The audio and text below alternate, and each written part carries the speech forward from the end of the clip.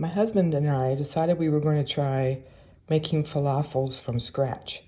So we bought the dried garbanzo beans, and we also known as chickpeas, and we soaked them in water overnight, and then the next day we stuck them in a Ziploc because we decided that day not to make them, and the next day they had sprouted.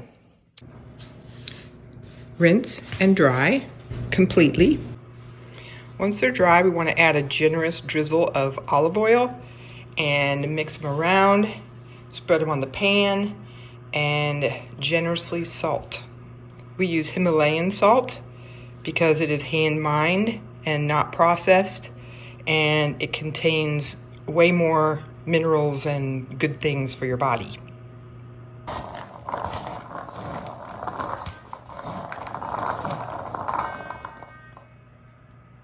Good enough? I think so.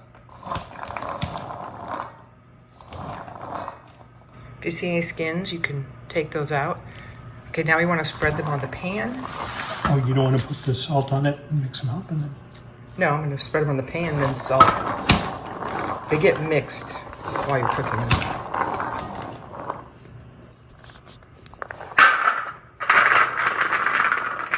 Now the key to this is to have a single layer.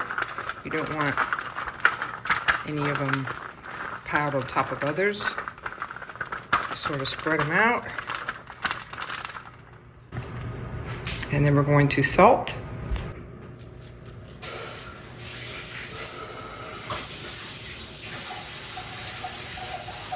If you see any little skins, you can remove them, but they don't hurt anything being in there either. We're gonna put them in the oven at 400 degrees. Cook for 10 minutes, stir them around, cook for another 10 minutes, and check.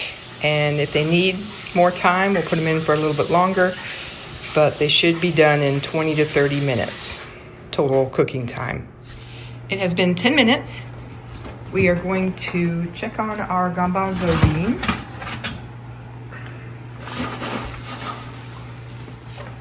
We're going to roll them around a little bit.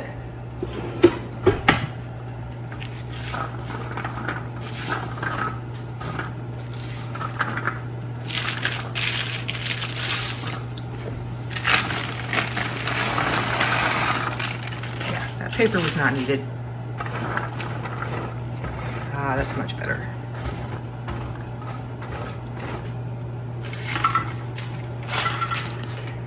And we're going to turn the pan around and put it back in.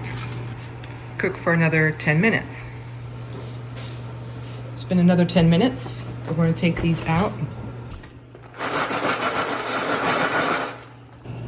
You gotta try one and see if it's crispy and done or if it needs to go in for another 10 minutes. All right, they're still a little chewy, not crispy. So we're gonna do another 7 minutes, see how that does.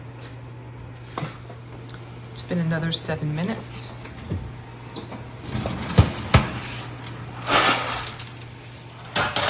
They're looking a little bit browner. Need a little bit more salt.